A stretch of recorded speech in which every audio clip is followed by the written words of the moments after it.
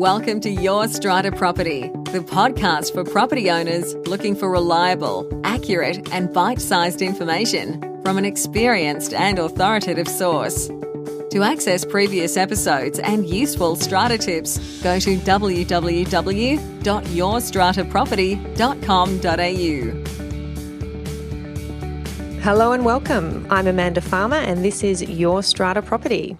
Today we welcome Rachel Cosentino to the show. Rachel is a lawyer working in specialised litigation services at Slater and Gordon Lawyers in Perth, Western Australia. Rachel is the president of SCA Western Australia and one of WA's most respected strata lawyers. Rachel is here today to talk to us about what makes a great strata community.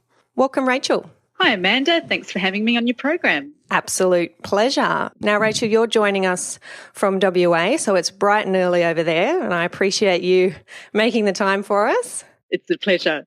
I'm really excited to be talking about this topic. It's a great one, and it's something that I know you're particularly passionate about. I want to start by asking you, Rachel, why do you think it's so important for people living in strata and community schemes to feel a sense of community? Well, Amanda, I think everybody knows that a sense of belonging and connectedness is important for people's well-being, and it's important for having strong, vibrant communities.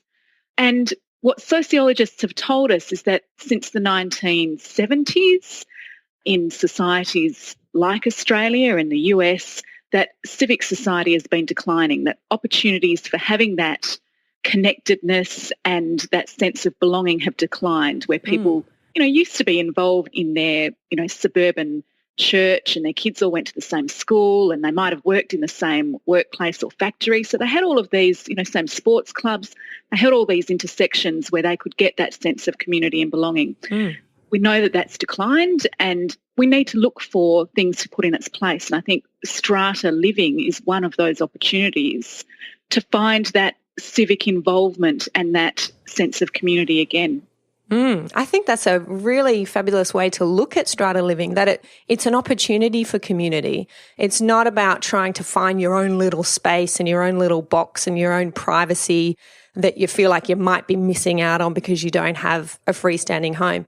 It's actually an opportunity to find what others are missing out on in this modern day. I really like that take on it. Yeah, I hope that when people decide that that's where they want to live, that they do it for those reasons, and the opportunity is to be involved in a democratic process of, having decisions made by the people who live and own in the strata scheme all contribute to those possibilities. Great. And what do you think makes a great strata community? I don't think there's one thing. I would say three important things, and the first is volunteers. It's people who are willing to take up that challenge and be part of the management committee or the council of owners or subcommittees that influence the decision-making and the running and management of the scheme. So volunteers is important in the sense of people contributing in that way. One of the other things is bylaws that are suitable for the scheme. A standard set of bylaws does nothing to promote community and amenable living. So bylaws that are suited to the people and the types of uses in the scheme is, I think, critical. And the third one is the built environment of the scheme.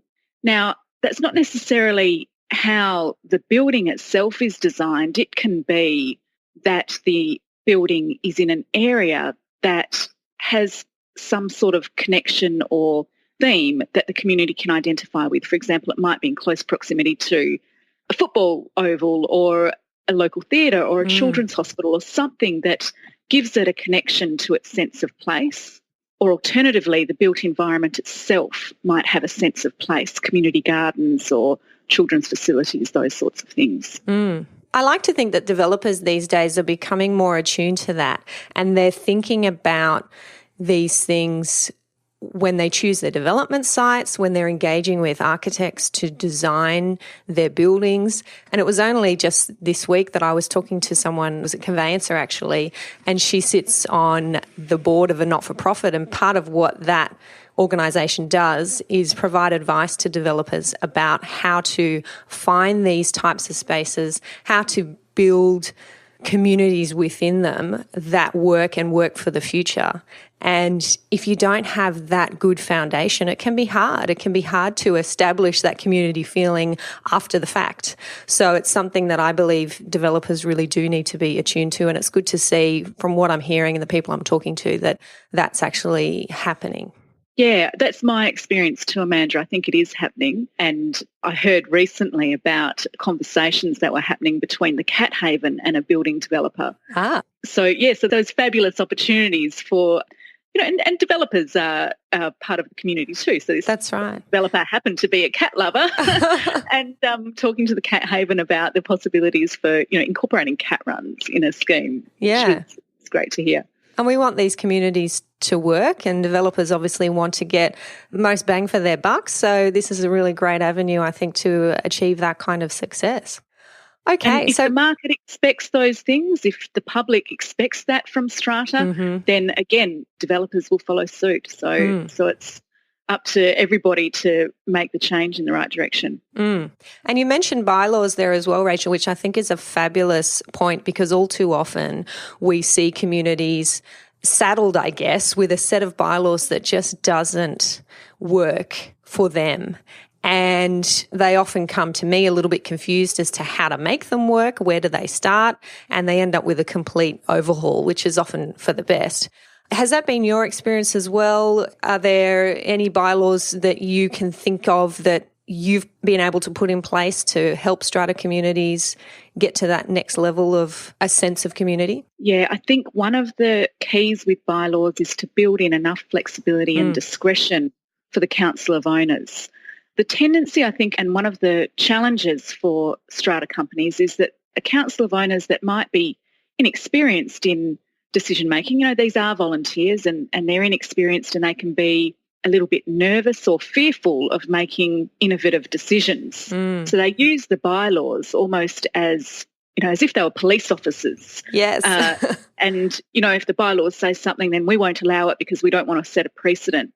And I think that's counterproductive. Yep. And it's partly educating and empowering the management committee or the council of owners to use their discretion where it exists and innovative ways and ways that incorporate diversity and facilitate the theme or the nature of the community that they want. You're using some terminology there, council of owners. Just for our New South Wales listeners, I understand that would be equivalent to the executive committee, soon to be called under the new legislation, the Strata Committee. So there you go. Oh, I didn't know that change was on the books. But yes, the Council of Owners is essentially the management committee that's elected at the AGM. The beauty of having different legislative regimes in different states of this country. Terminology might always be the case. Yeah. Okay, Rachel, could you share a story with us around how you've helped someone living in strata or helped a strata building to find that sense of community? One of the examples that is quite memorable for me is a scheme which was mixed commercial and residential. The residential component was, I have to say, quite, a conservative demographic, and there was a proposal to tenant one of the commercial lots with a tattoo parlour. Right. And this caused a great deal of uproar and perhaps understandably some concerns. And the Council of Owners was dead set on preventing this particular use and came to me for advice on whether they could put a stop to the use of one of the commercial lots as a tattoo parlour. While some of their concerns were certainly legitimate, and I was able to give them advice on steps they could take if they did want to restrict the use, I also encouraged them to look at alternatives because I could see that restricting the use was just going to cause acrimony and division and potentially very costly, if decisions were challenged. So really I encouraged them to talk more to the landlord and to the tenant, and to get involved in the tenant and the landlord's decision-making around fit-out, particularly so that they had an idea of what was planned or what was possible in terms of appearance and the sort of clientele that would be attracted. The communications and the conversations went really well. And that scheme today has some artwork at the entrance, which was commissioned, which the Strata Council commissioned the tattoo tenant to design. So fabulous. They ended up being quite impressed with the creativity and the artisticness, I guess, of the tenant. So that went really well. And the key was communication. The key was, okay, we've got power, we can make a decision, but let's find out more and let's work together. Yeah, a really good point. And just opening up those lines of communication, going to the other owner and saying, hey, what is it exactly that you're doing? What is your shop going to look like? What kind of services is it going to provide? What kind of clientele are you going to have? And instead of imagining all sorts of weird and wonderful, actually getting the facts and getting a proper grounded understanding can really change your point of view and allow something like this to blossom, really. Yeah. And the concerns that they had around insurance and security, they found ways to address those concerns. Yeah. It's very similar to, I suppose, a resident lot owner who might be wanting to renovate their apartment and simply puts forward a bylaw saying, I want to knock out walls, I want to put a new kitchen, I want to put a new bathroom. And instead of perhaps the committee saying, well, no, that's going to be noisy, that's going to be risky from a structural perspective, and blanket refusing to provide approval, actually engage with that owner, go and see the apartment, go and see their plans, get them to explain to you exactly what it is that they're doing, and finding a way for not only that owner to enjoy their unit, but for the value of the building as a whole to be increased. And it all comes back to that sense of community, getting to know each other and having the lines of communication open instead of guessing and assuming. Yeah, it does. It does. That's right. Great. Okay. So, Rachel, what kinds of challenges do owners, buildings or managers face when it comes to building a sense of community, and how do you think they can be overcome? One of the big challenges is the limited education or limited experience that a council of owners might have in making decisions. Yep. So as I said earlier, I think it's about educating and empowering council of owners to get a bit creative and innovative and strategic in the ways that they make decisions. The bylaws are often the other challenge if the bylaws are not suited to the scheme. But in terms of overcoming those challenges, the key is for a council of owners or a management committee, the Strata Committee, I think you were talking about in New South Wales, finding a sort of a crux of what the scheme has in common. What's something that binds everyone together? What's the theme that brings everybody together? And from that base, then also using the diversity in the scheme to grow the sense of community. I think those two levers are important. What do we all have in common? Yes. And how do we embrace the diversity and make it a vibrant place as well through that diversity? Yeah. I've certainly seen buildings that have done that really well, where they've identified, for example, that they've got a lot of mums living in that particular building and they all have kids around the same age, babies around the same age. And so they've put together a mothers group. And so they all get together a certain time, certain day each week, and they pop out to the common courtyard or they go down to the local coffee shop and they have their mums group. And that's something that really successfully brings that sense of community, that you're sharing that unique interest, I suppose, and that thing that you have in common with others who live in your building, so that when you do need help, maybe late in the afternoon when your husband's not home and you've got a screaming baby and you're trying to cook dinner, that you can go and knock on your neighbour's door and say, oh, hi, lovely to have a coffee with you earlier. Would you mind coming and giving me a hand? And that makes a huge difference, I think, in our day-to-day life. I mentioned a hospital example as being something that might give a community a sense of community. And I mentioned it because I know of a scheme where there's a group of people who volunteer for like a children's charity that takes place in the hospital, and it's coordinated through the Strata company. Fabulous. I like it.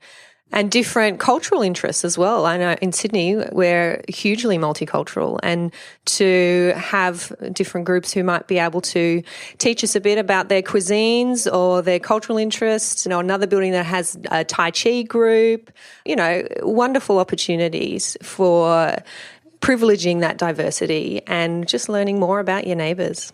Yes. Excellent. So, Rachel, have you got any quick wins or quick action steps that a listener can take today to get started creating a better sense of community in their strata scheme? Yes, I think if you're on a council of owners, on a strata council or management committee, think about perhaps strategic planning or a meeting to specifically identify what are the goals of the scheme in terms of building community. How do we build community building into the goals and the plans that we put in place? Yep. Reviewing bylaws to make sure that they suit those goals and those plans and can facilitate those goals and plans. And having conversations around what do we have in common and how do we harness the diversity to make this a vibrant community. Yeah, great. A really practical example that I've seen work well is where larger buildings and large communities, they might actually be community associations, so there's a number of different strata schemes involved. They actually nominate a subcommittee that they might call the social committee or the cultural committee, and these aren't necessarily people who sit on officially on the executive committee for their strata scheme, but they are owners who are interested in building that sense of community and might have something to offer because they themselves are events planners or they have companies that are involved in social things and they have something to bring to the table and they have great ideas. So they're the kind of people who might put their hands up and say, well, look, I'm not really interested in financials and accounts and scheduling meetings, but I am interested in building that sense of community and I'm happy to sit on a subcommittee that's specifically devoted to that. So that's something that I've seen work quite well as well. It does work well and it's a great initiative. There's always going to be individuals who don't want to participate in those same ways, and not ensuring that the scheme doesn't marginalise people who choose not to is also important. Not to be involved in the social aspects is also important. So it's getting the right balance. I agree. Okay, Rachel, time for the book question. What books have had the greatest impact on you and why? Oh, there's so many fabulous books. I could talk for ages about books, but I thought I had to talk about the most recent book that I read, which was Bob Brown's memoirs. Fab. Which he titled Optimism. Yep. And I loved it because he was clearly motivated and energised to be active and to do things that he believed were right for our society. The title, The Optimism, through seeing beauty in people and in the environment. So, yeah, being energised from something that's very positive, I think I really enjoyed that concept. Yeah, and it's definitely something that then shines through, I believe, in the work that you do. If you're passionate, if it's something you believe in, then people can't help but sit up and listen, hey? Okay, before we wrap up, Rachel, how do listeners find out more about you, and is there anything you'd like to add before we say goodbye? There is. I do have a profile on Slater and Gordon's website. Great. So people can look up Slater and Gordon and they'll find my contact details there. I guess, Amanda, we're, two lawyers talking about strata, but we haven't really talked about law very much at all, more about sociology.